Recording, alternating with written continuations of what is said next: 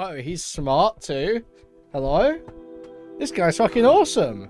Constantly on. You have to be entertaining every single second. Every single second. Yeah, well, you're not though, are you? That Oh, there's like problems in the world right now. So that means all the systems have totally failed, actually. Full sip there. Full sip. He's sweating. Why can this guy not just be fucking real? Holy shit. Yeah, I was writing about gun control, so, you know, I had to start learning about guns. Dude, he's actually like fucking Ross Kemp in Extras, man. Just own it. Just admit that's what you're doing. Why are you trying to get around that? And pretend you're some fucking academic. You're not, bro. You're not. Shut up! Shut up! Shut up! Shut up! Should we do this Hassan thing? Hopefully this is entertaining. I haven't watched any of it yet. Sure. All right, let's talk. I think conservatives have a really great way of designing a narrative that makes sense to as broad of an audience as possible. Everyone is in the business of crafting media narratives, Yes. right? And the I wish media, Democrats were a little bit better at it, to be fair.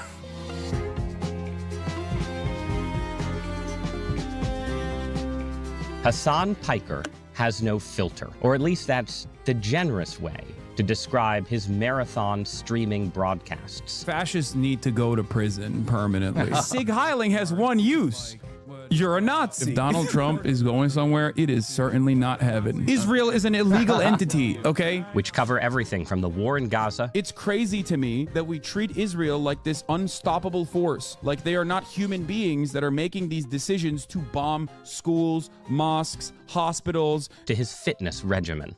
Love creatine. I love creatine. He's a self-proclaimed Marxist and anti-imperialist. We here in the United States of America live under the comfort of being a part of the labor aristocracy. Who's been hopefully called the left's answer to Joe Rogan, and who's compared himself to Rush Limbaugh.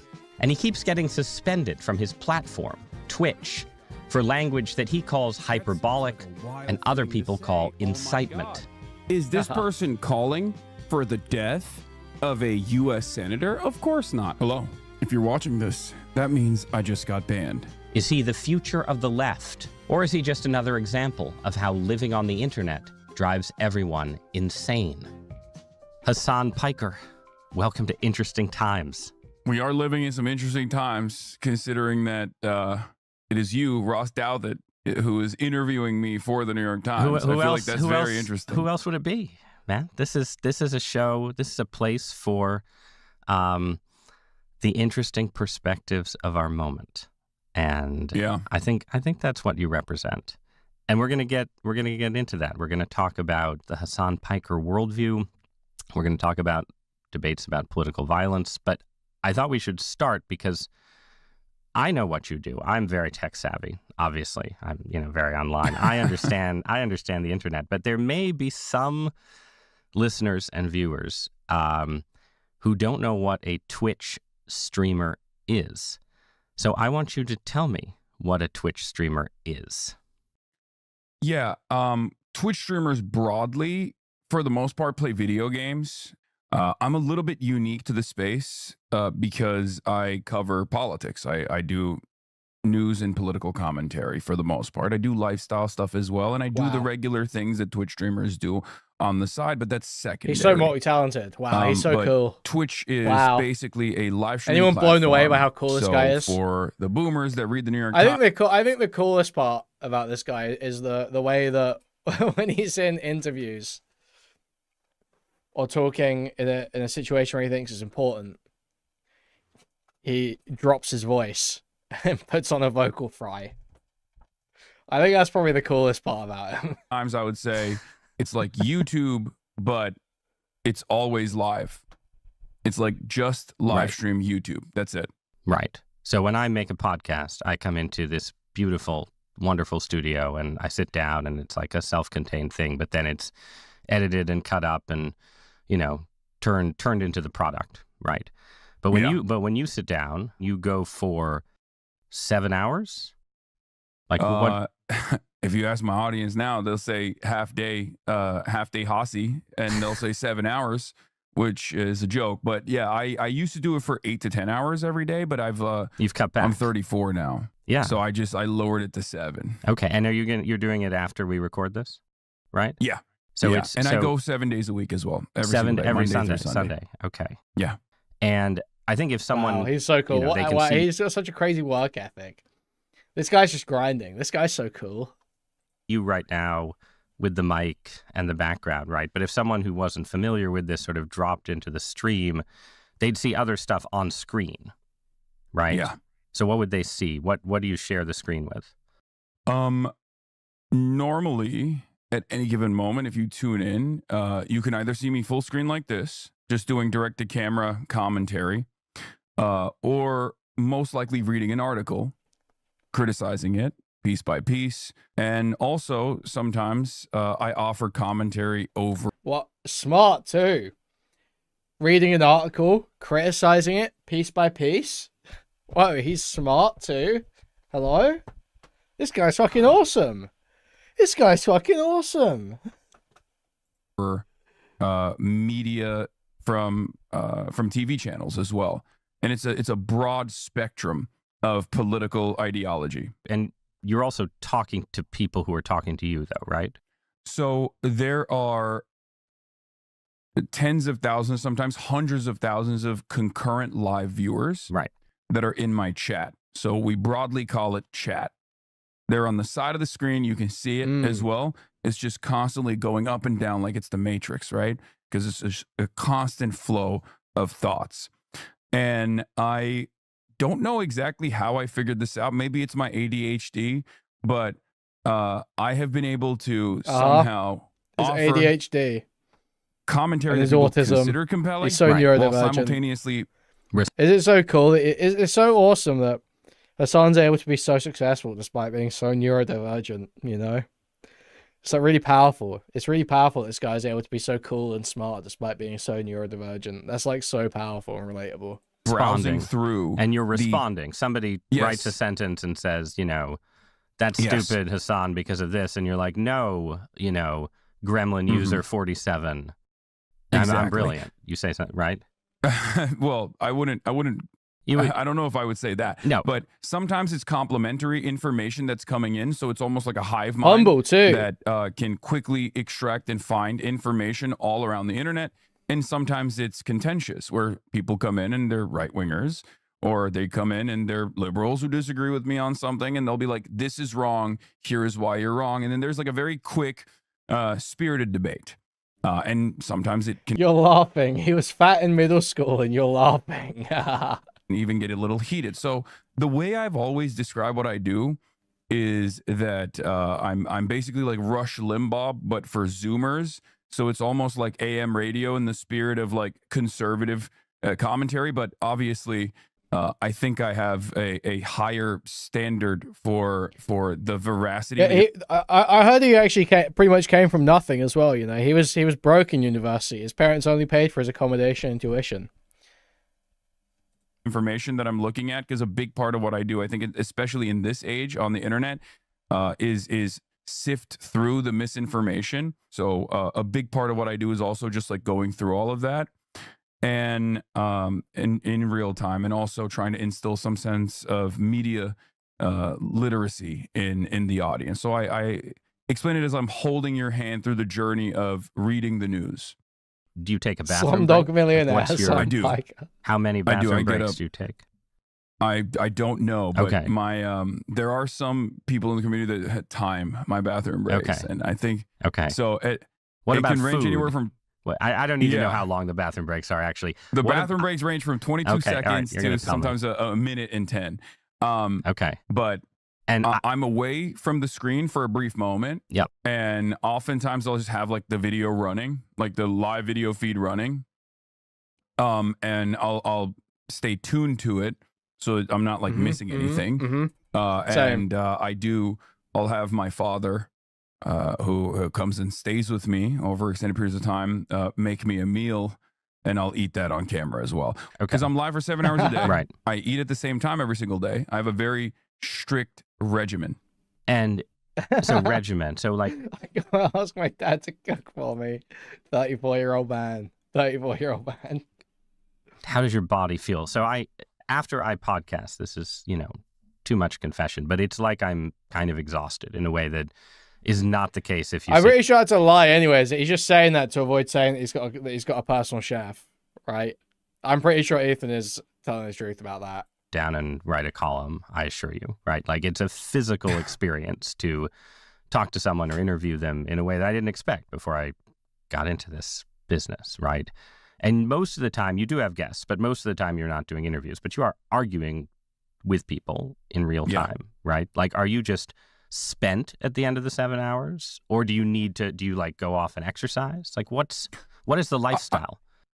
Well, the lifestyle that your paper's style section actually documented was I read that piece. Yeah, so I was quite the controversial title for that piece. I don't get everybody everybody seemingly got mad at, but you're absolutely correct. Wait, what was the title? What was the title? I think it was a progressive mind and a MAGA body or something. Yeah, that's right. Yeah. So it depletes my social battery unlike anything else that I've ever done. After the end of like a 7, 8, 10-hour broadcast, I do oftentimes feel the need to just like kind of unwind, and I have a hard time just like talking to people I can in the imagine. immediate aftermath of that, because the way I see it, like, you're constantly on. You have to be entertaining every single second. Every single second. Yeah, well, you're not though, are you? Okay. Of the 8-hour broadcast, like, you can't have dead air. You But have you to do. be constantly entertaining people. Or constantly trying to educate people. So there are some difficulties in that. You're also constantly online, and in order not to feel super isolated and super sheltered from, you know, how regular people operate and how they feel, I always find that I ground Why can he not myself. manage to be fucking normal whenever he talks to mainstream media? Why can this guy not manage to just not suck his own dick to every journalist he talks to? It's so crazy. Basically by being around what I like to call normies or civilians, and I spend most of my time offline, directly outside, going to public parks, hanging out with my friends, and also working out is a big part of this as well, obviously. Well, you can't have the MAGA body if you aren't working body. out, right? Yeah, That's what they tell as, me. I haven't put it to the test yet, but you know, what? So you mentioned you're 34, right? So you're too old. You're too old to go for 9 or 10 hours. You have to go for 7 hours. You don't have a family, right? You're not married.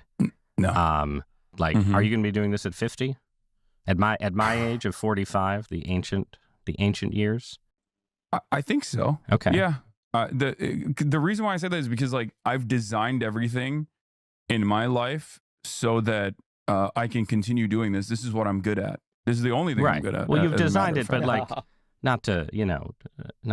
not to play the social conservative advice giver, right? But like, do you want to have kids? Like, I do, yeah. Okay, but you might have to redesign your life someday. Yeah. Fit there's no kid in. I issue mean, with fit that. the kids in. Well, there might be an issue, but yeah. All right, let's. No, I meant like there is no issue with scaling back on certain aspects of my life, is what I mean. Right. So the weekends could free up someday. Yeah. Okay. Good. For sure. All right. Let's talk about the cause then. What you're fighting for. Give me the Hasan Piker worldview. What do you believe?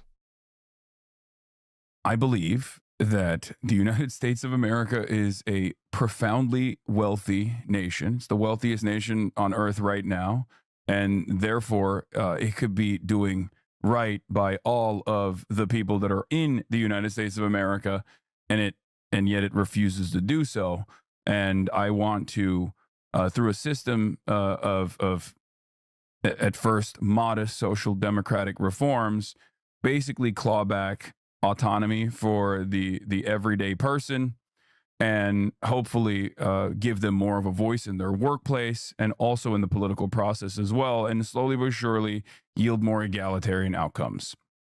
On the global dominance side, I think that we should significantly scale back imperialism and the endless wars that we engage in, and focus on helping people in this country and even Okay. focus on helping people in other countries, He's but in a threading the meaningful needle, way, threading the needle. not in a way where we change Don't sound like a total insane communist. their own internal governance structures aggressively and sometimes directly through intervention and by force.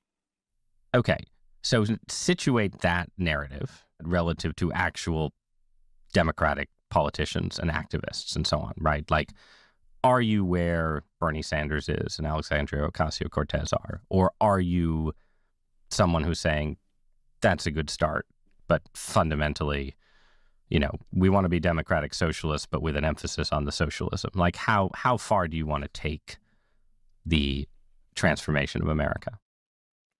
Okay.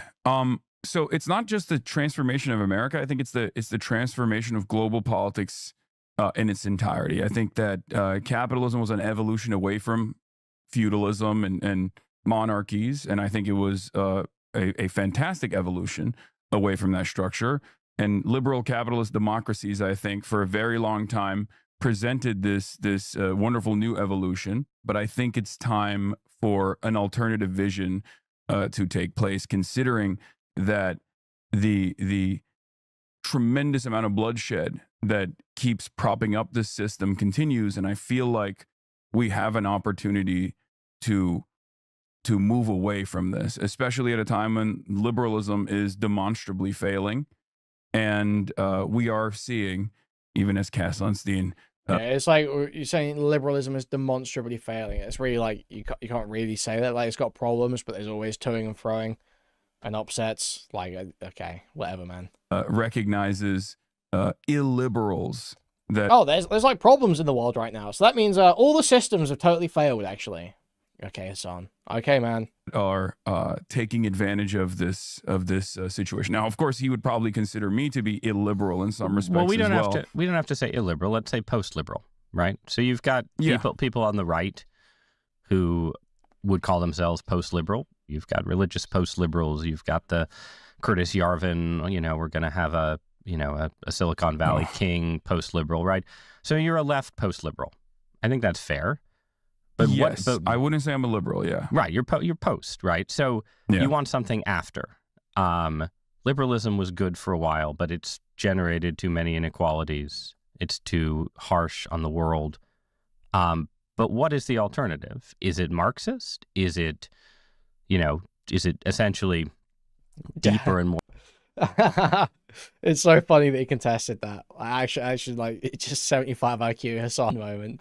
I wouldn't say liberal. Yeah, he said post-liberal. Like, we can't, like, not a liberal, but after liberal. Hassan. He's like calling you a liberal.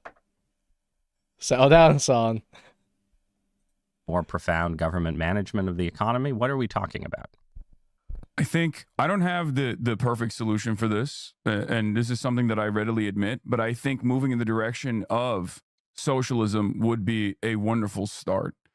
And the reason why I say that is because, as you mentioned, like a lot of the post-liberal conversations almost always revolve around unifying strength in the look hands look how quickly he integrates new language that he doesn't understand into what he's saying. One singular figure or one person, going back to a neo-feudalist or like a aristocratic crypto monarch structure that Curtis Yarvin advocates for. What I'm advocating for is more democracy, principled democracy.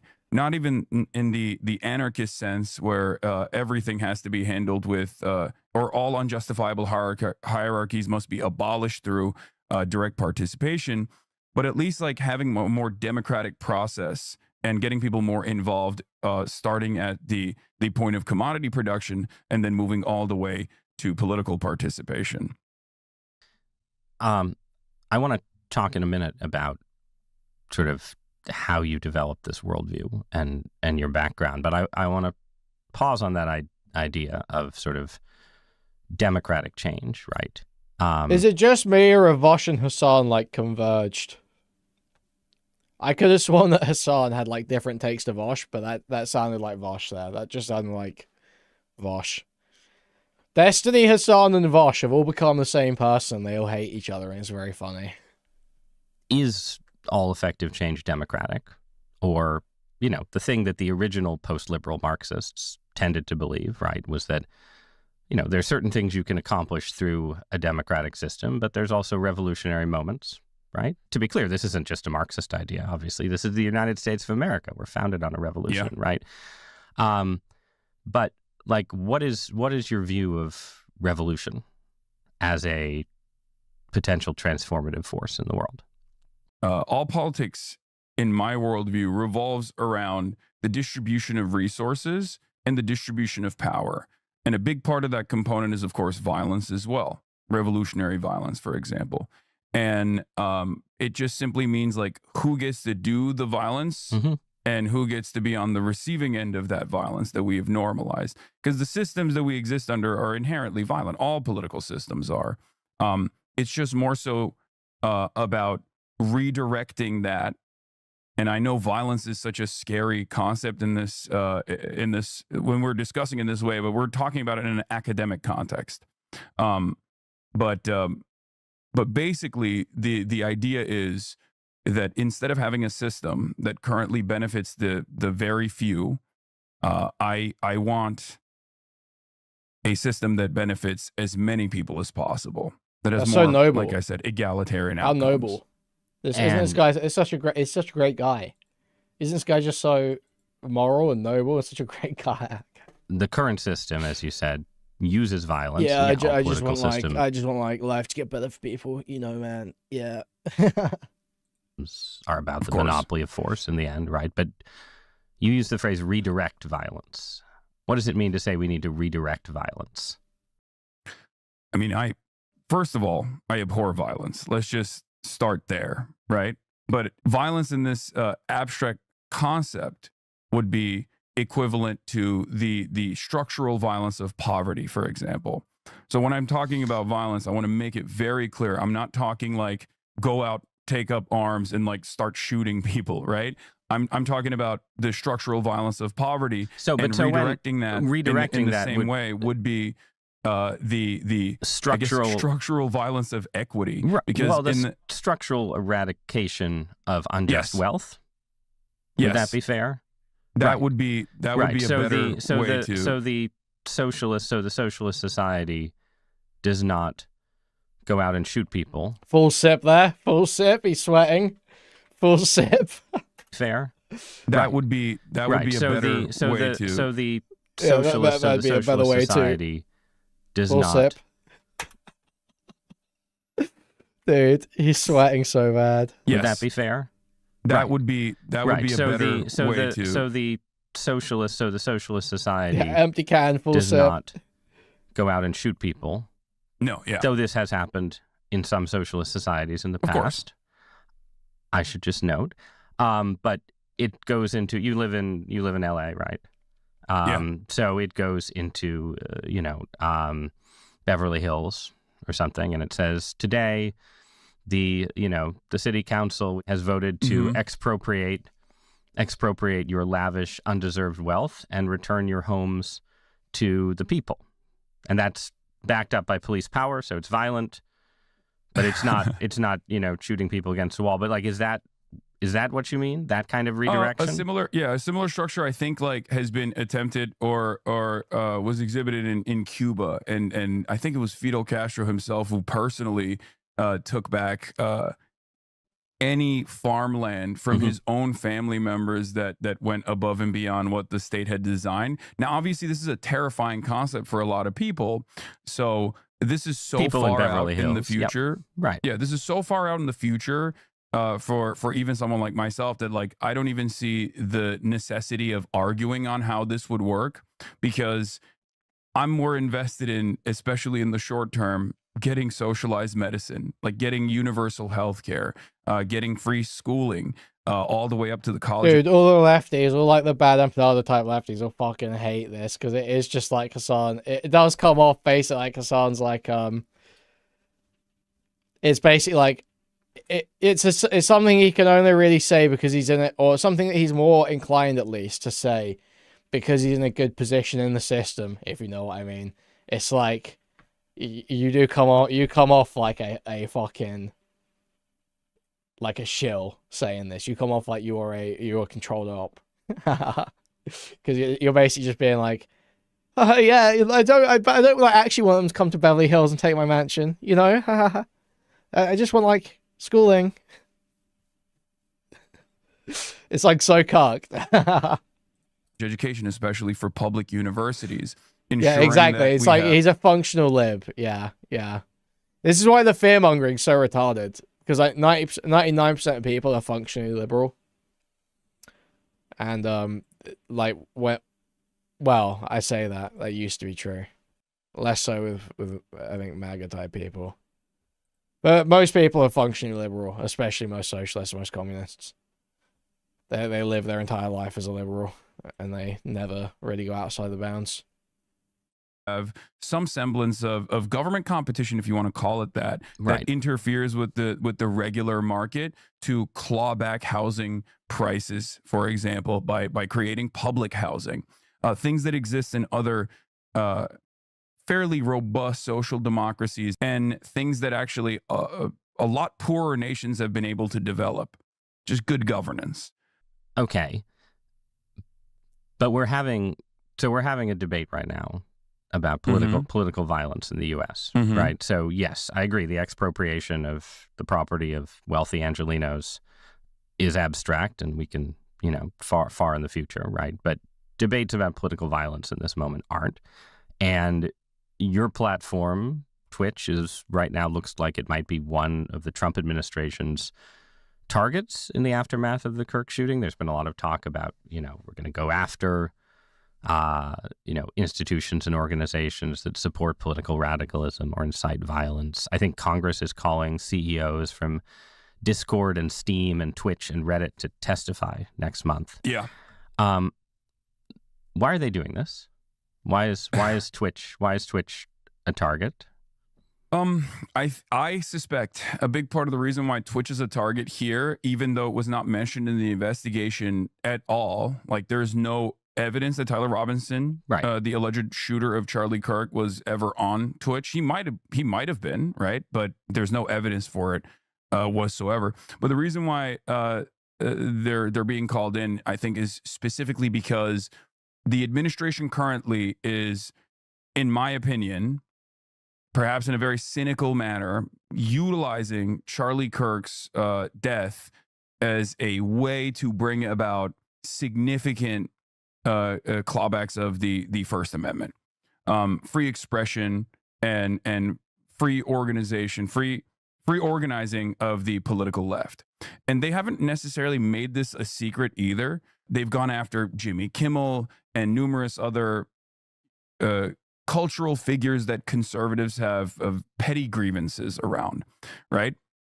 And they've done so in a way where even the most vanilla, the most timid assessment of events is enough for the administration to pull the FCC in to demand taking Jimmy Kimmel off the air. And this has created tremendous backlash from even Republicans, as a matter of fact, because a lot of people do love free speech. I love free speech. I come from a country that does not have free speech. I came to the United States of America from Turkey originally, a country that actually does jail political dissidents and journalists quite frequently. And I don't want that to happen here in the United States of America. How much? I've always cracked. Fuck. I was eating. How much of this guy's life did he spend in Turkey? Was he even old enough to speak when he was in Turkey? Could he even articulate thoughts? He was up there until he was 18. What? No way. He never told you. Okay, fair enough. Fair enough. Right, but it's but that right, is what they're going towards. Right. So you have the Jimmy Kimmel controversy. As of this conversation, he's back on the air. But what they're doing with calling in Twitch and so on, like that's kind of about you, right? Like you are a target. For sure. Right. And are you a target? Are you a target just because you say, you're some kind of Marxist who wants to I've never heard him speak Turkish or anything. Be post-liberal, or is it something else? I think conservatives have a really great way of designing a narrative that makes sense to as broad of an audience as possible, even though their own setback is oftentimes how hard they go after certain people. But in the grand design of things, if you look at like the Antifa designation as a domestic terror group, for example, if you read the executive order, it makes sense. They're presenting this as this violent leftist organized unit that is like responsible for so much political violence that's taking place. It's of course built up around this hysteria that they expertly craft as a media narrative first and foremost. Okay, but then they want to tackle it. Everyone is in the business of crafting media narratives, right? Yes. And I wish Democrats were a little bit better at it, to be fair. The media narrative around Antifa, right, exists at some level of hype, but also some level of reality, because if you lived in Portland, Oregon in the year of our Lord 2020, you had a lot of experiences of political protest and violence that involved people who called themselves Antifa. That was not fake, right?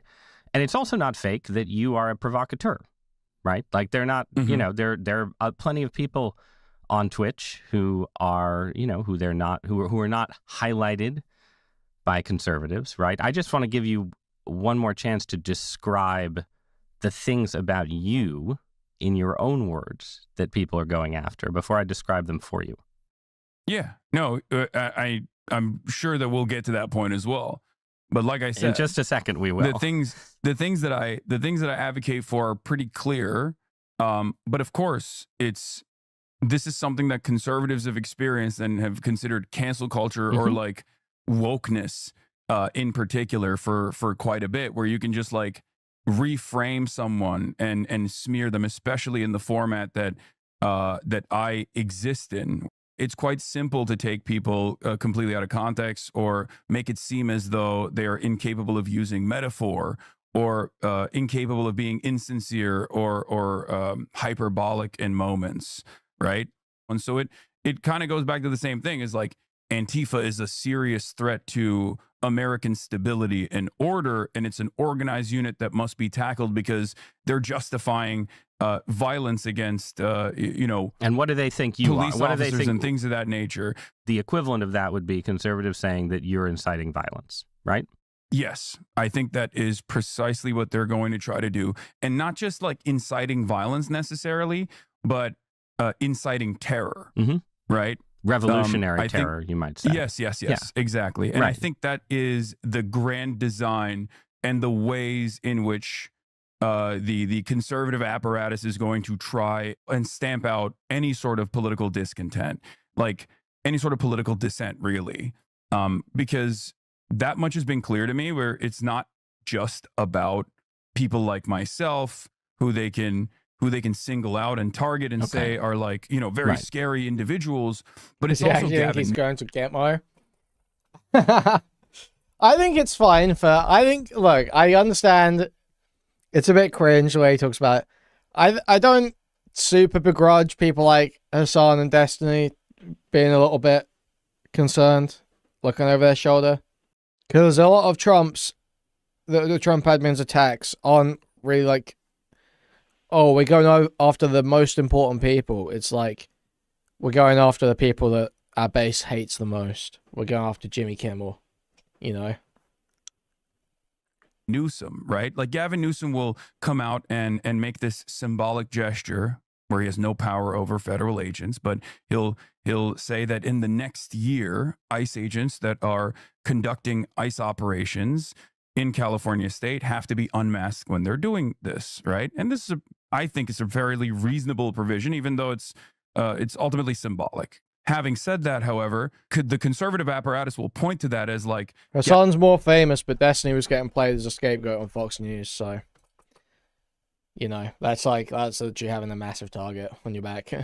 Gavin Newsom wants to kill ICE agents and dox them. Like, that's not the case, right? I mean, that's ridiculous. All right, so let's make this a little more concrete.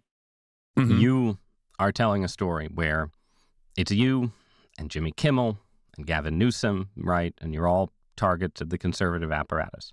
Okay, but you're pretty different from Jimmy Kimmel and Gavin Newsom in part a lot for reasons we were just discussing, right? They're liberals. They're good milquetoast liberals, whatever they may say. And you are more radical. You're post-liberal in some way. You want a different horizon, a different future. But beyond that, you are also willing to push your rhetoric further than they do. Certainly further than Jimmy Kimmel does, right? And I say this, I want to be clear.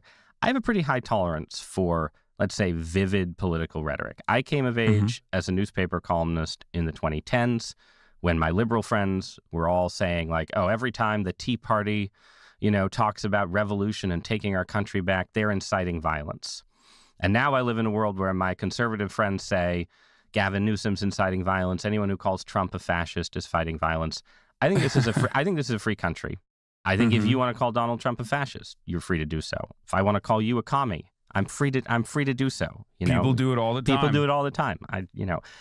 But this is my reading, and I'll let you tell me why I'm wrong in a minute. I think you push further, and I think you like to play with the rhetoric of violence. So, like, you were suspended from Twitch, I think, for a day, and there was an argument you were having about Medicare fraud, right? And the GOP was going to crack down on Medicare fraud. And you said, well, if they really cared about Medicare fraud or Medicaid fraud, you would kill Rick Scott. This is the Florida senator, and it's a reference to the fact that Scott's company paid some huge fines for, they were engaged in some kind of Medicare fraud, right? But you didn't say we should put Rick Scott in jail for Medicare fraud, right? You said, if you cared about Medicare fraud or Medicaid fraud, you would kill Rick Scott, okay? You wouldn't make Rick Scott, former governor of Florida, Rick Scott, you wouldn't make him a prominent part of the Republican Party. Well, this was, for the record, this was in response directly to Mike Johnson. And it is something that I take ownership over. I did apologize for the language that I used instead of saying, like, just you should jail Rick Scott, right?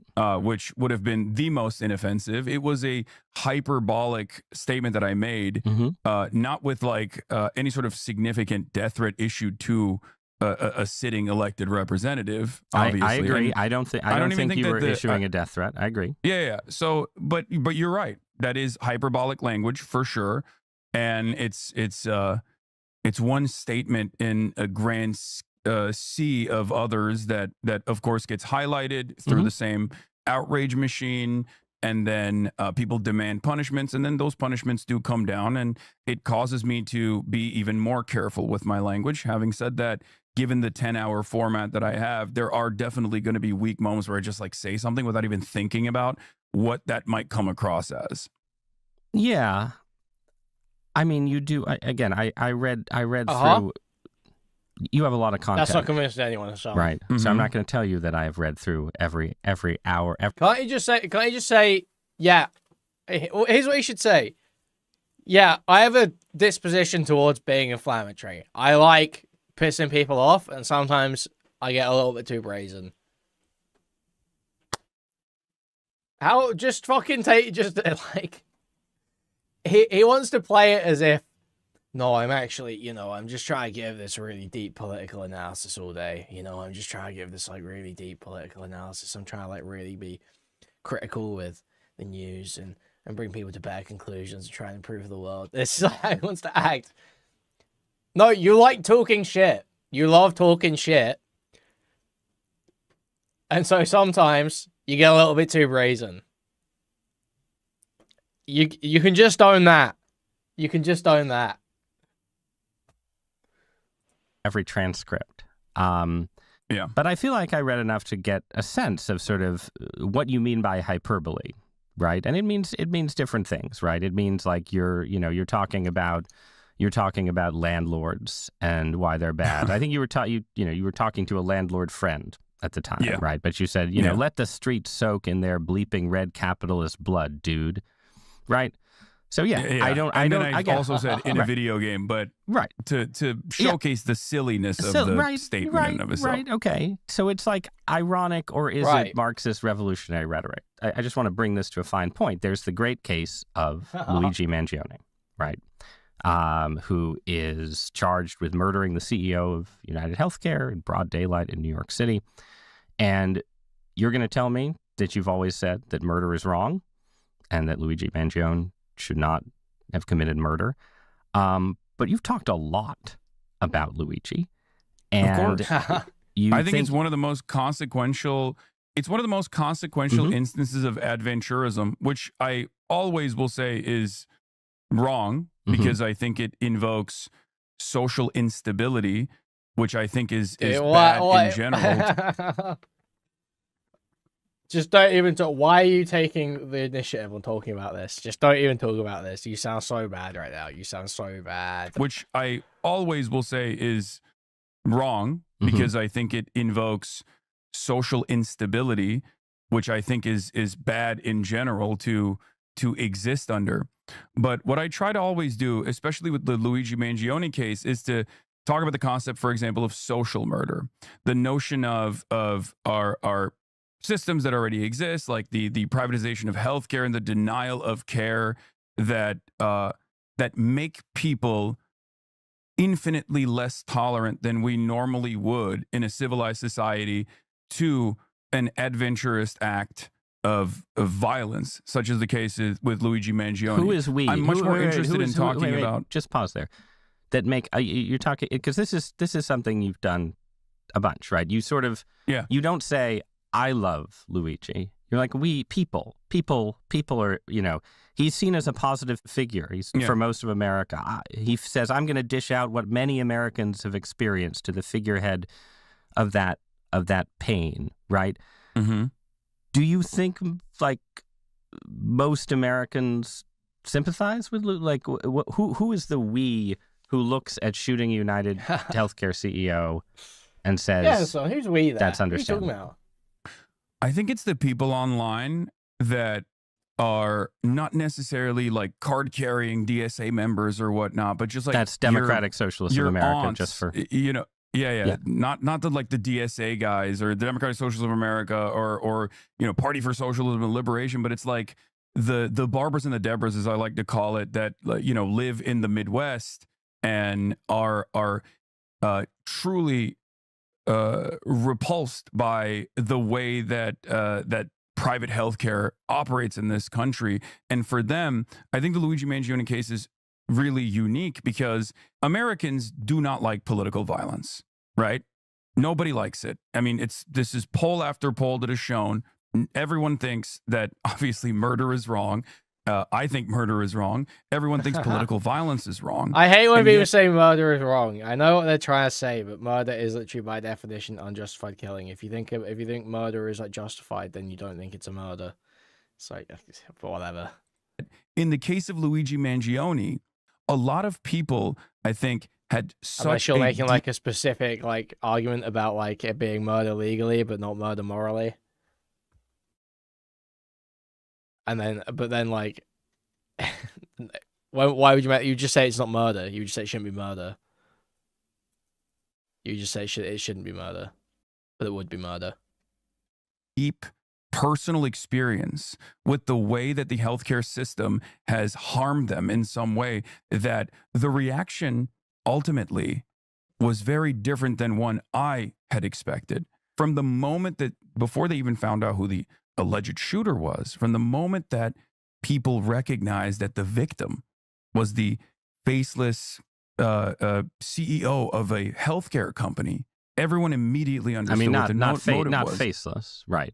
No, I'm saying like for most people, the healthcare company had previously been faceless, and now there was a dead man who had a face, right? Exactly, and I think that was a unique case that needed to be examined, and that's precisely the reason why the media was covering it in the same way as well. The only difference is that, tonally speaking, they were just more so outraged by the reaction in of itself, rather than trying to examine why people felt this way. And I think what I try to do in this situation and many others is to explain why people feel this way, because for them, when their grandparent has cancer and then that treatment is denied or the coverage is denied, even though they're paying these incredibly costly premiums to this healthcare company, they view that as murder. They view that as a tremendous wrong that was done to them. And I seek to address these problems so that there isn't decentralized forms of violence where people make up their own minds and assume that they have the righteous vindication and they're going to go out and do things like this. I don't know, man. I think you're kind of a hype man for it, though. Like yes, I agree. You're doing analysis, and sometimes the analysis, people would have celebrated Luigi Mangione, obviously, without you, Hasan Piker, talking about him all the time, right? But I listen to the way you talk about him. Like, you're fascinated by him, too. You're participating in the fascination, and you're doing a thing where you're like, well, you know, I'm not saying violence is good, but you've got to understand that there's other forms of violence in society besides this one, and people who like Mangione, they're saying this violence maybe isn't as bad as that kind of violence. And this just seems to me like you're not the guy who starts the revolution, but you're the violence appreciator.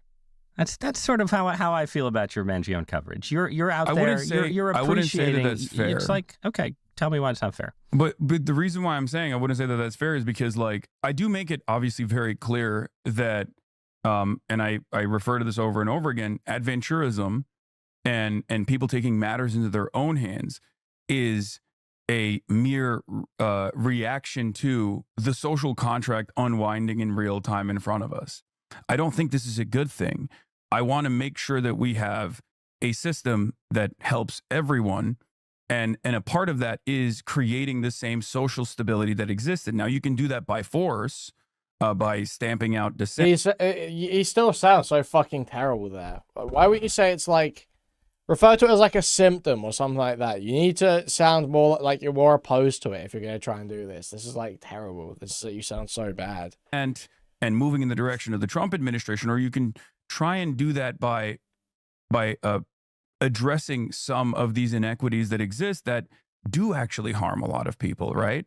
Because I don't think you disagree with my assessment that systems are inherently violent, no matter which way they go, and that, I assume you understand what I mean when I say, like, the social murder of tens of thousands of Americans in the process of having their healthcare coverage denied. Like, it must interest you as well, right? Because it interests certainly people at CNN and many other mainstream outlets, like, why people are doing this. But their reflection on it is, I think it's 100% the case that certain people who had terrible experiences with the health insurance bureaucracy had a reaction to the assassination that is like what you describe.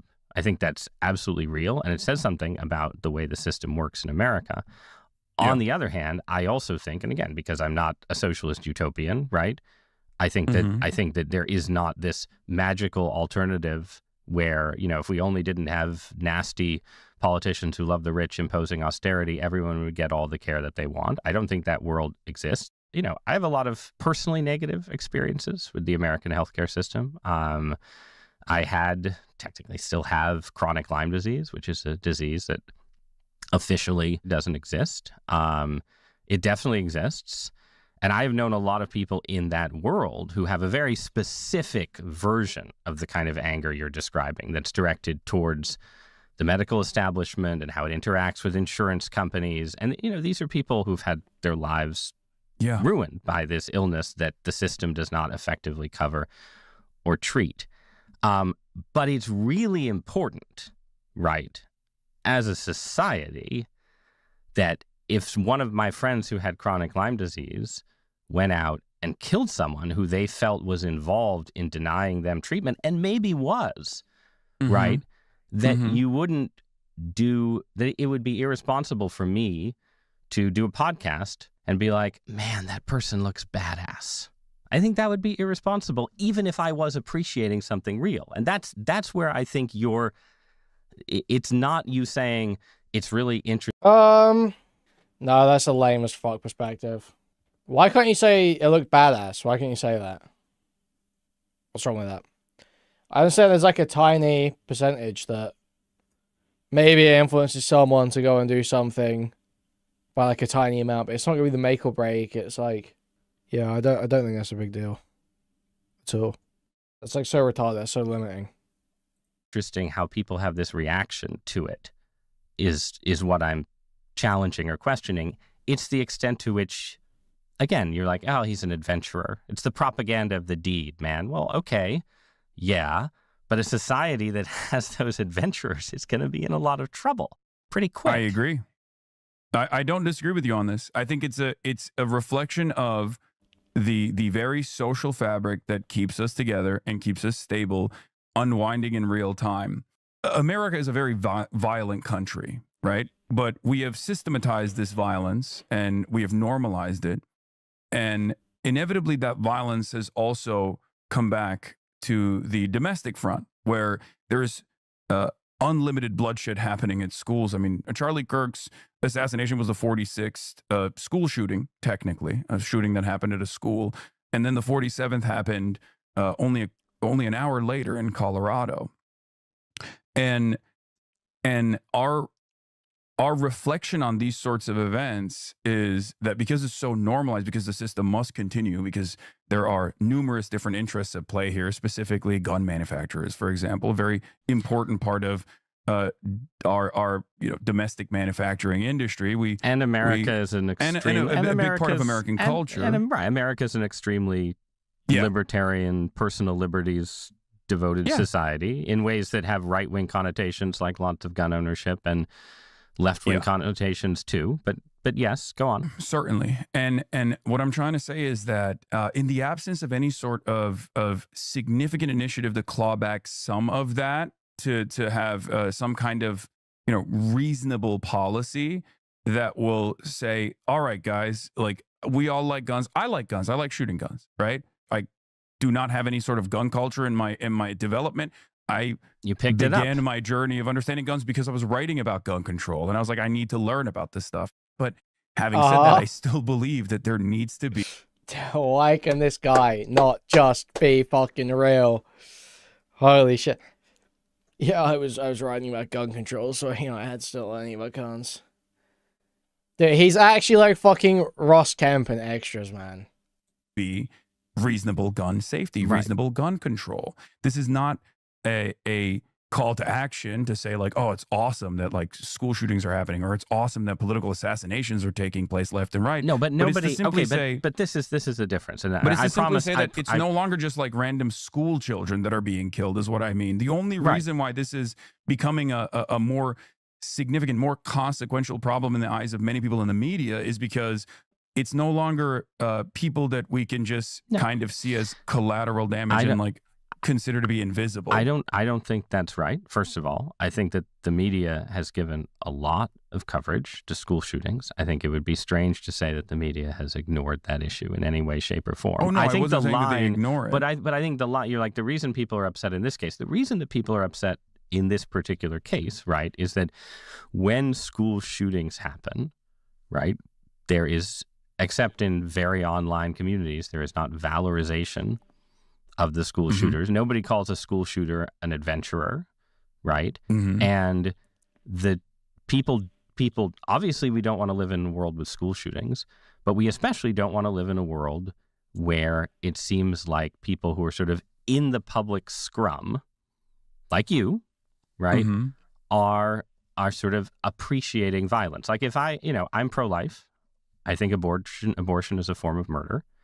I think if somebody killed an abortionist and I went in the New York Times the next day and tried to write something that was in the vein of what you said about Mangione, and I concede writing and talking are different, right? But if I'd done that, it wouldn't be published and I might be fired. Not as a violation of my free speech rights, but because I would be crossing a line of, again, not endorsement, but even just appreciation, like the appreciation of the violent act. I think there's a taboo around that for a reason, and you like pushing at that taboo. I just think that's what you like to do. I don't, it's not something that I like to do necessarily, but I want to examine the contradictions of even what you just said, right? You say abortion is murder. I obviously don't agree with that. I'm pro-choice. I think it's a matter of bodily autonomy, and the government shouldn't interfere in this between a medical professional and a woman. Having said that, very brave, Hassan, very brave. You get to argue about women's bodily autonomy being potentially removed by making the argument through the systematized version of violence. Because I think, as you would probably also recognize, abortion restrictions have come down in numerous states since the decision of Roe v. Wade was overturned. And in the process, women have found themselves in this unique predicament where they can't even get their ectopic pregnancies dealt with because... This is probably the last topic I'd want to hear Hasan on. I'm pretty sure every minority group hates when Hasan talks about whatever issue is theirs, you know? I'm pretty sure that's just a universal thing. Yeah. You are just a trans person. Their medical professionals are worried about potential prosecution. This has led to a women lot are of pain. a minority group because women are worth less than men, so it adds up to less than 50%. And a lot of torment, and maybe even in some instances, death. When you argue on behalf of the pro-life position, you don't have to say, like Bill O'Reilly did, Tiller, the baby killer, and then someone goes out and actually shoots a doctor. You can simply say, I'm not putting words in I your had mouth. decided which way I was taking taking or your advocacy around abortion, but someone of this mindset can easily just advocate for the harm that is done to millions of Americans, potentially, without uttering a single word that could be considered remotely violent by the broadest subsects of American society. Right. So you're right. This you're is the right. No, I understand. This is the uneven dynamic is what I'm trying to explain. I understand your argument, but your strategy for your argument is that effectively advocacy for policies that cause harm, economic harm, or physical harm, could itself in this case, right? But we were talking about economic harm earlier, so both apply. Economic harm also leads to physical harm as well. But that constitutes a form of, could be argued to constitute a form of incitement, right? Yes, that's precisely what you're saying. Right? Yeah, and that's actually the argument with policing. Right, but so policing is a necessary institution. But then why people can just point to it and demand more of it? But that in that demand, they're technically demanding more of the unreasonable outcomes and the unjustifiable outcomes of policing that lead to, for example, the death of George Floyd, right? Right, but or numerous other cases. But this analogy is itself part of why people think you are normalizing the things that are taboo, which would be... Yeah, but that's just them being fucking stupid, right? You have to tailor everything to the lowest common denominator. People that don't understand there's violence baked into any state. Like...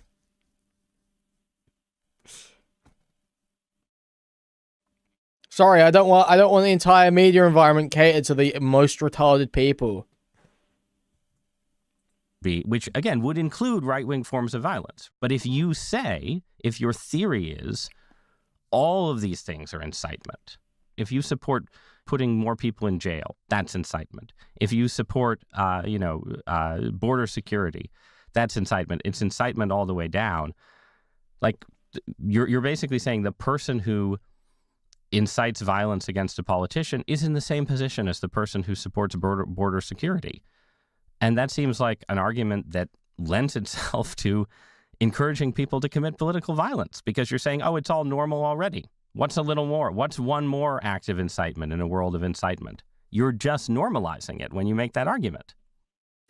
Yeah, my argument is that I'm not normalizing it. It's already normal. I don't want it to be normal. I want it to be abnormal. I want people to actually take a serious look at the violent structures that already exist, that from the point of the recipient is already experienced as like a direct form of violence. But do you understand the broader point that I tried to arrive at in these conversations? Yeah, I think that sounded terrible. I think he's going to pick up on it. For the record, which of course lend themselves so perfectly to quippy clips to just make it seem as though, this is a person that is very clearly inciting a certain thing. Or do you think I'm just like dancing around the issue? You can be honest. I think that I'll be honest. I think there's a reason that certain kinds of Marxism and socialist radicalism, when they take power or trying to come to power, tend to resort to violence. And it is inherent in the argument that you've made. I'm not saying it's an argument that doesn't have a certain power. If it didn't have a certain power, lots of people wouldn't have believed in it, right? There is an inherent violence in the use of state power. There is an inherent coercion in all kinds of policies, including policies that I support, right? You know, I support restrictions on drugs, right? That probably you do not, that absolutely involve coercion. I believe in restrictions on bodily autonomy enforced by state power that uses violence. I believe in that.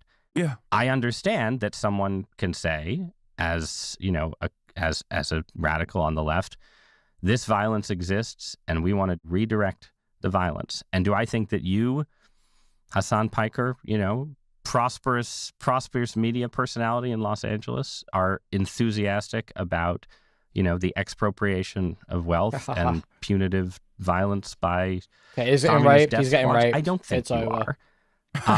But I think that the reason you have strong taboos against sort of, you know, about, I will say what I'm to prevent that slope from slipping in that way. Okay, so I am enthusiastic about the expropriation of wealth for people such as myself as well, in the form of taxation, though. And that's basically the grand design that I have. Right now, though, no one's going to deplatform you, right? You know, Twitch is not going to suspend you for saying that you want to raise taxes on the rich and use the force of the state to take. But what do you think? Like, do you think it was reasonable for Twitch to suspend you for a day for talking about killing Rick Scott? Like, what are the obligations, I guess, is I'm asking, of platforms with this stuff? Yeah, no, I think it's understandable that Twitch did that, which is why I apologize for the use of my language as well. Like I said, there are certainly instances where it's an emotionally charged conversation, or I'm being careless, and it comes across, it reaches an unintended audience that sees it as in this like super short format in a very negative way. He's so bad at this. Holy fuck. Fortunately, a byproduct of the medium that I'm in. Legit. He needs to own that he likes talking shit. He can't do this whole, like, actually, no, it's all really calculated. It's so fucking annoying.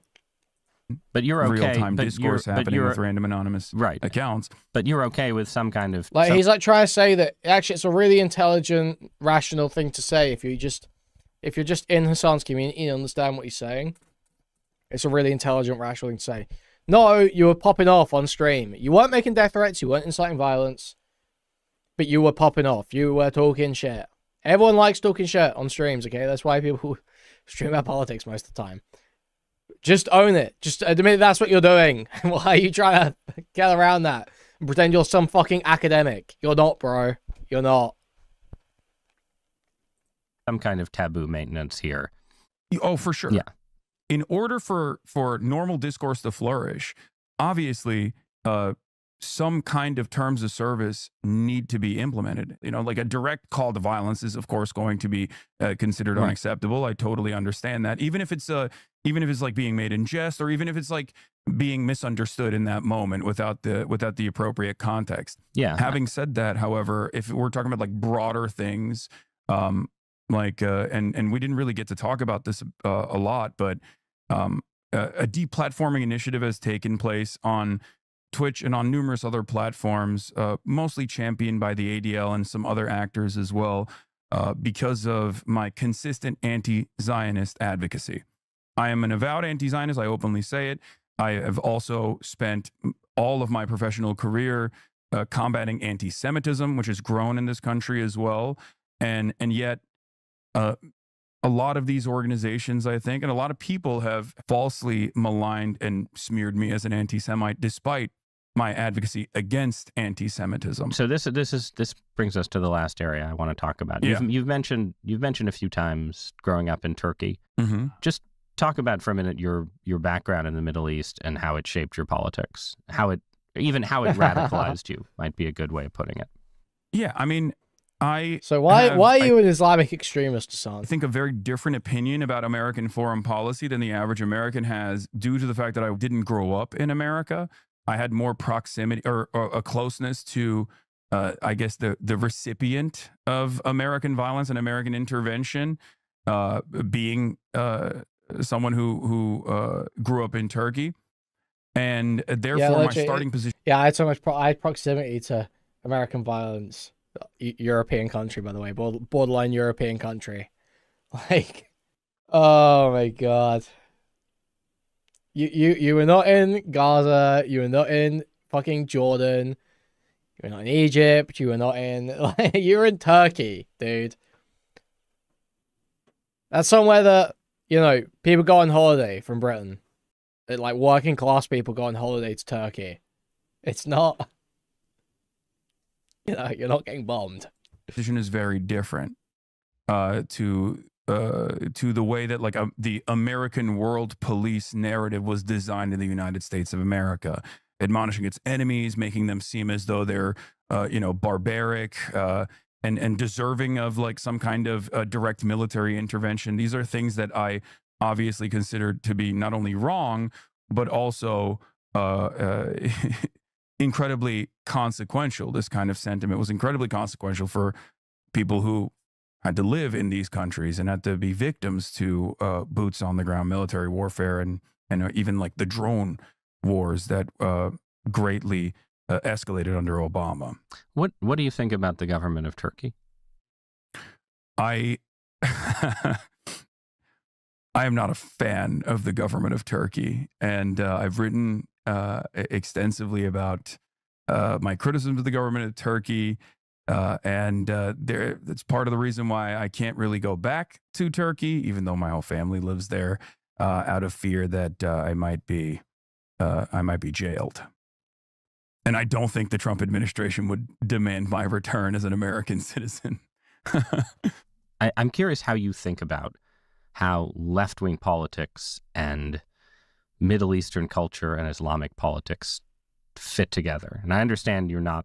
Oh my God. You're not a Muslim. You don't consider yourself a Muslim and so on, I mean, right? But I say I'm a Muslim, but you're culturally because, like, right. You're I'm culturally Muslim in the same way like many secular Jews are, right. Jewish, or many American Protestants say that they're Christian, but they're not really. Right. So I'm going to ask you for a take, and you know, based on that background, because I'm really interested in the ways that sort of conservative forms of Islam and the culture of the progressive left right now fit together, both in Europe and the United States, because in a way, these are some of the most different groups you can imagine, right? Sort of forms of Islamic cultural traditionalism are pretty distant from the norms and mores of like the secular Western left, right?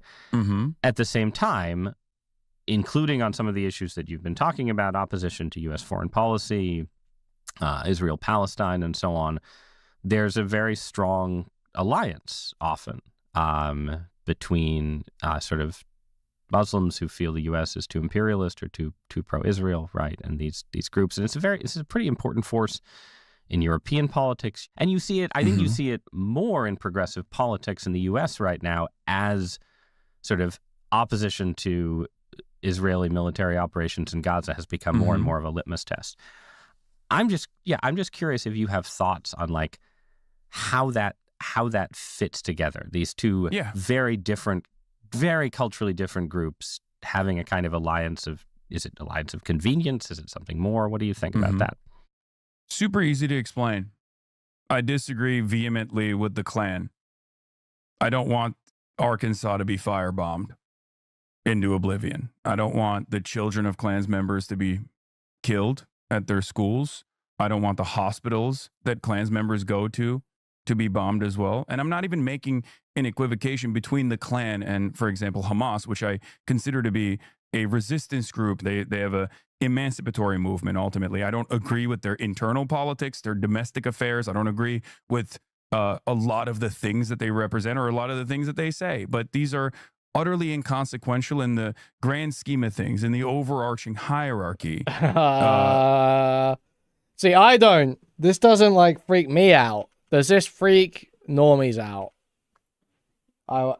Which I consider to be a resistance group. They have a. Well, I know what he's saying. I get what he's saying. Functionally, they're a resistance group, but everyone's gonna be like, they say in the charter, in the charter.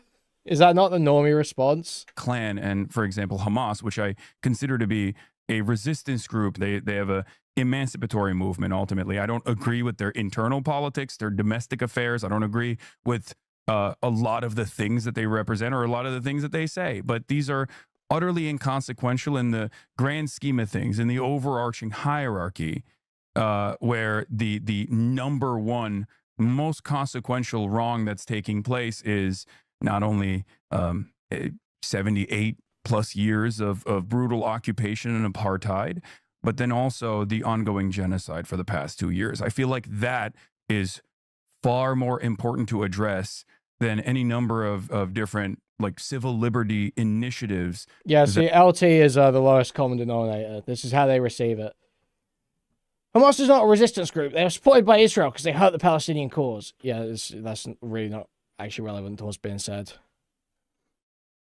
The point is that Palestine, Gaza specifically does not have like any other governance, any other fighting force, anything else advocating for their interests, and the people that are being oppressed. That is the way that function is the way in which he's using like resistance.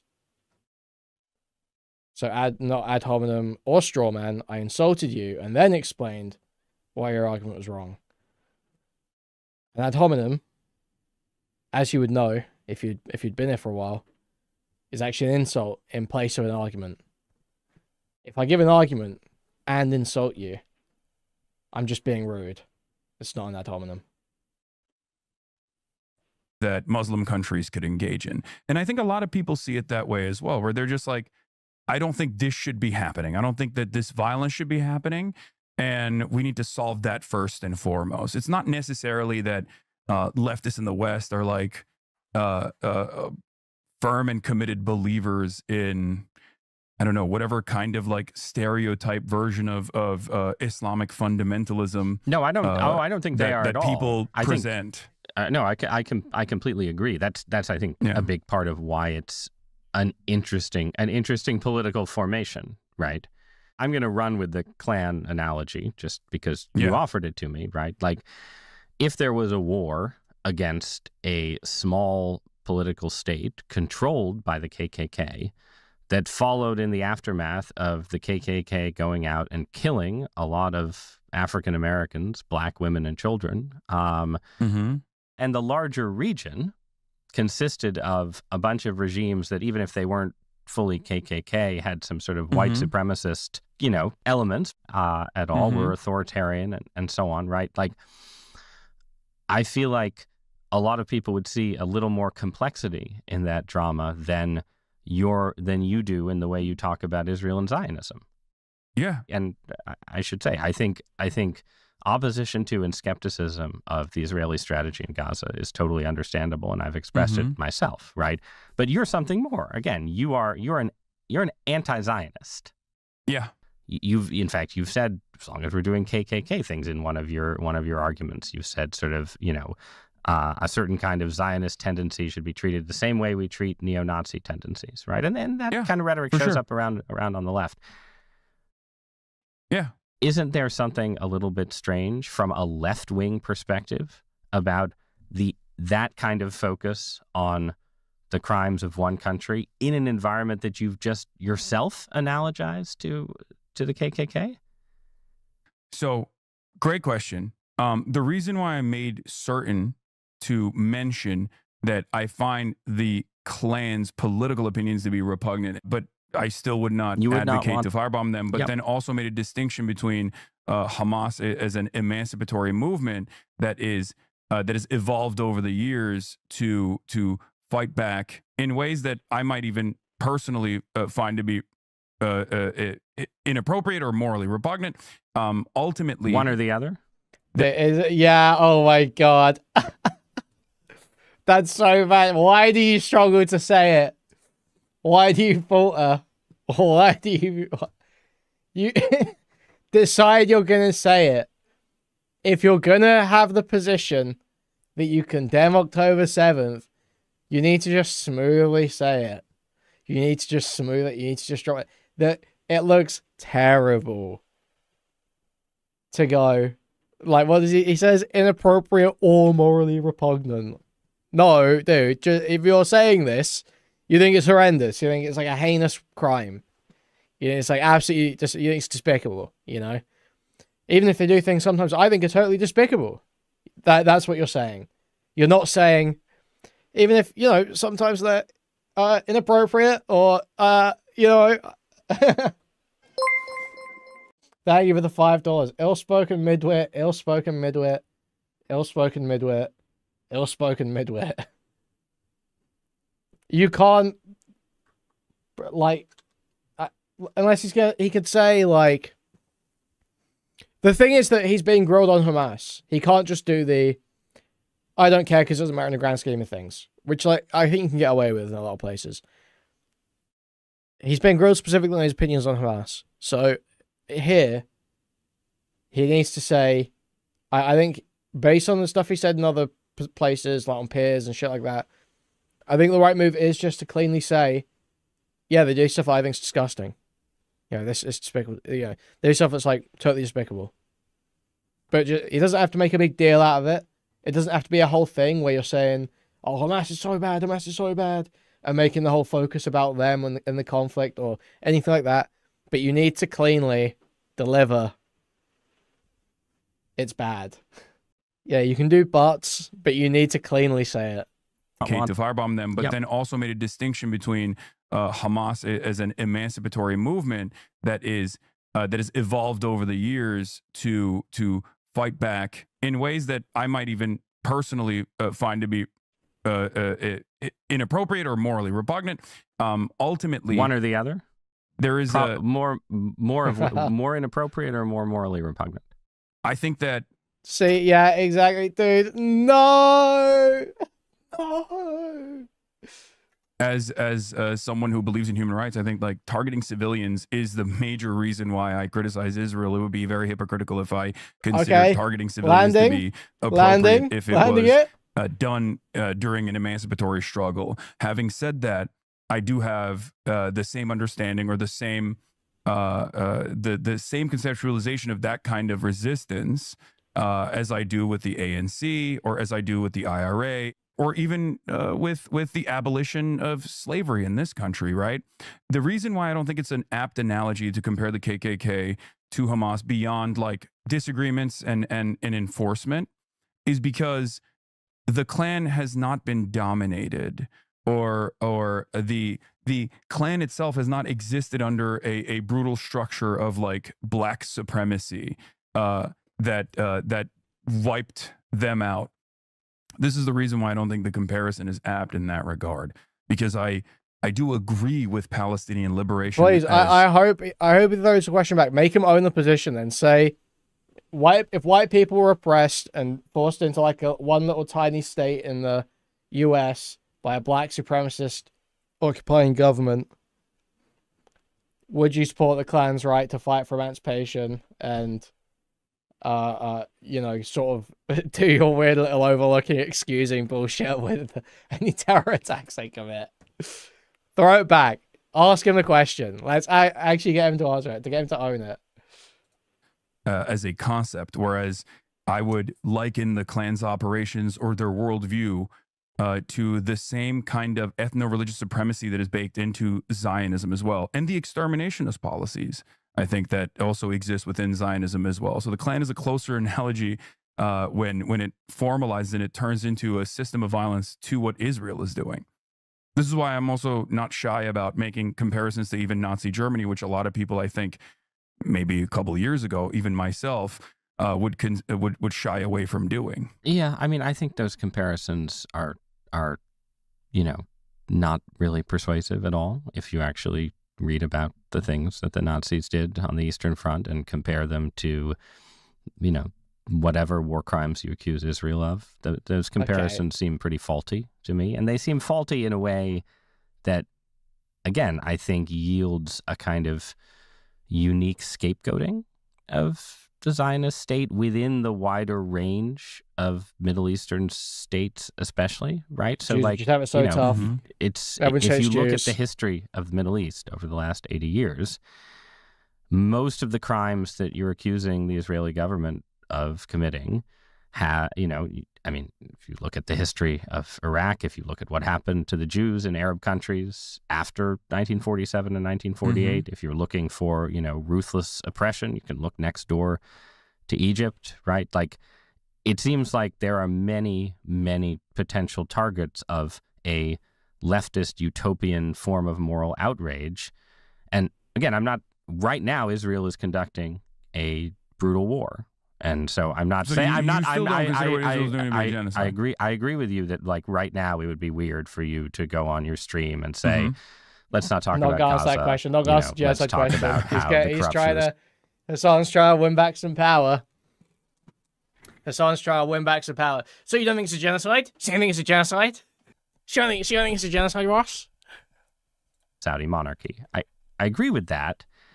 At the same, which, by the way, I do talk about the Saudi monarchy quite a bit, or numerous other collaborative states far before even the Abraham Accords were implemented. But you wouldn't describe yourself, right, as I don't know what the right term is, but you wouldn't say, like, it's wrong for Saudi Arabia to exist because it was, founded in some acts of violence, right? But can I elaborate on that? Yeah. I would say that it is utterly inappropriate and wrong if there were exclusionary practices, and some of this does exist in the Muslim states that we're talking about, where there was no allowance for example, Jews to come and live in these countries, right? And as a matter of fact, I'm pretty sure, speaking as a Christian, that there are some pretty exclusivist rules in more than a few Middle Eastern countries. Right. So absolutely, and I see that as a byproduct of the rampant destabilization that has existed in this resource-rich region.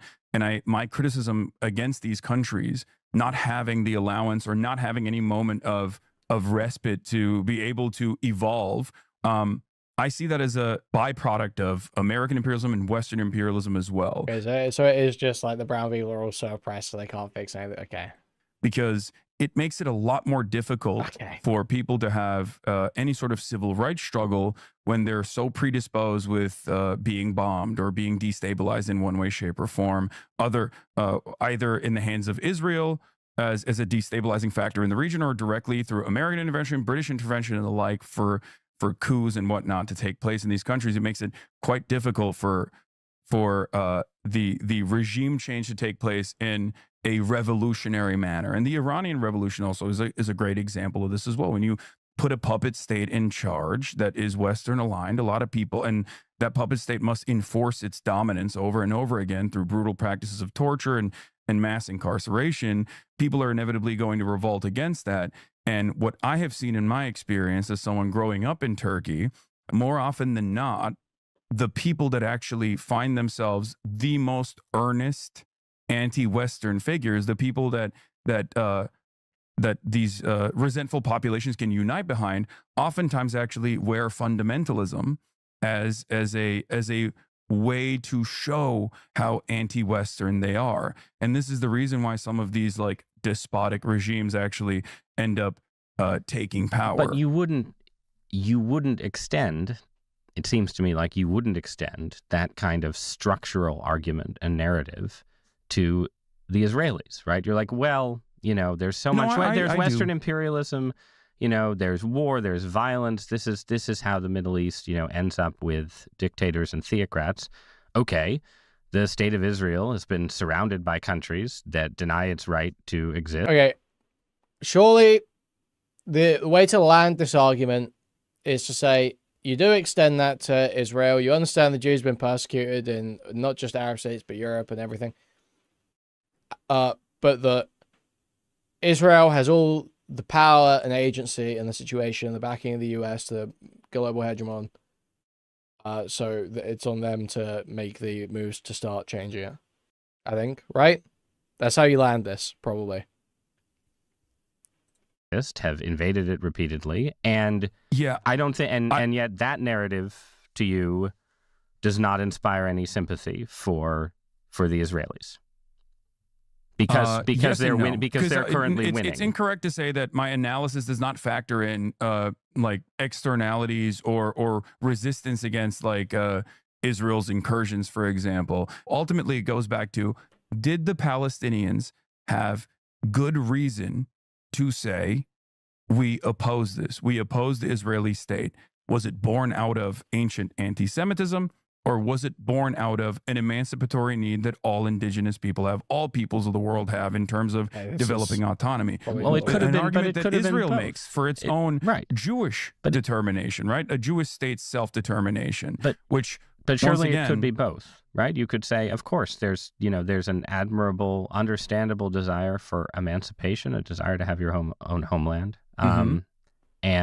but at the same time, at a certain point, when it hits, a certain level of, KKK style hatred, you would say, even if the original motivation is correct, even if they're understandable motivations here, something the KKK style hatred is correct. Wrong. That's precisely the reason why it invokes a violent reaction, though. But ultimately, that is what Zionism ends up becoming.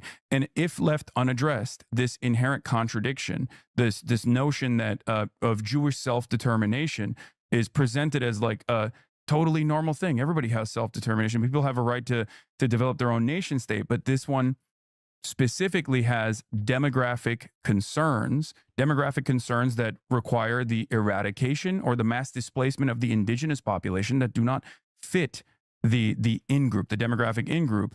And that is at the heart of this problem of how certain societies get more and more comfortable with fascist violence. All right, I see this as a dual problem in America as well as Israel. So let's just take that, because I know you have to go stream. This is the last. I mean, I can talk about this all day, by the way, especially on the New York Times. I mean, this is not.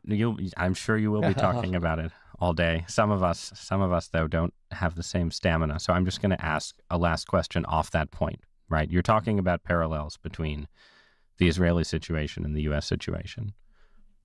You're talking about the idea that the Israeli situation represents fascism facing resistance.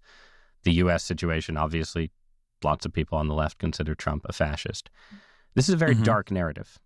And one of my recurring sort of themes over the last month has been watching the left as an outsider and seeing it go dark, in effect, get really, really pessimistic. So I want to ask you about that, about nihilism and despair. You have a worldview, that has a very bleak vision of the U.S. empire as a global force. I wouldn't say that. Okay, so tell me why you're optimistic. Let's end there. Yes. So what? Yeah, a lot of it. I'm going to be real. A lot of Hassan's answers here have just totally sucked. Like ill-spoken midwit. It's just unfortunately true a lot of the time.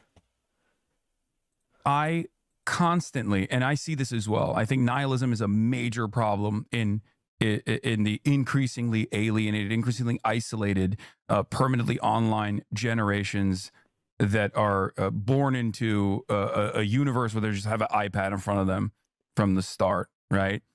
And that nihilism is born out of our lack of our inability to make changes, meaningful changes in the system. One example I will use is like the Black Lives Matter protests that took place.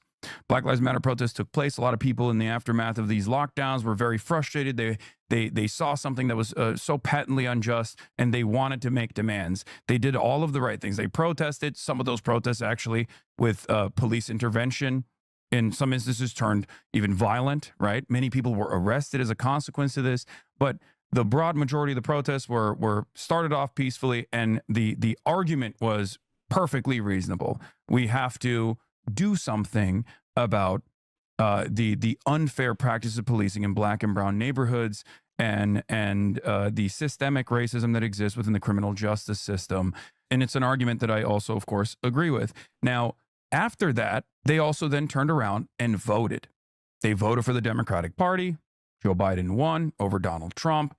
There was a period of celebration, but no change actually came. the same structures of oppression existed, and the Democrats actually presented an alternative. They spent most of their time criticizing the activist-born defund the police movement without trying to understand exactly what that meant. Basically, for the political normie, they did everything by the book and no change came. What do you expect in the aftermath of that but nihilism? But my solution to that has always been to maintain revolutionary optimism. I tell people not to succumb to nihilism all the time. I tell people to maintain revolutionary optimism. And the reason why I say that is because I myself understand how change takes place. Yeah, I tell people just like maintain revolutionary optimism, man. You know, it's just... Shut up! Shut up! Shut up! Shut up! Long it takes for actual systemic change, seismic shifts to take place in society, even in a democratic one that maybe is a theoretical democracy but doesn't actually abide by the democratic wishes of the majority. I know that these things take time. And one thing that I have seen that has given me tremendous confidence has been the attitude, the societal attitude on the issue of Israel. I think the sheer brutality of Israel's conquest over the Palestinians, what I and the international community now recognizes as a genocide, has, I think, made people, in spite of the media sanitation, made people reflect on that and made people recognize the truth. So that actually gives me a little bit of hope that I think people do have the capacity to see exactly what's going on and have the capacity to recognize right from wrong and to demand change, no matter how impossible said change feels. Hasan Piker, thanks so much for joining me. Thank you for having me. You're very welcome. Wow. Wow, guys. Wow, that's huge. That's just massive. Hasan totally won there. Hasan owned that. Loser.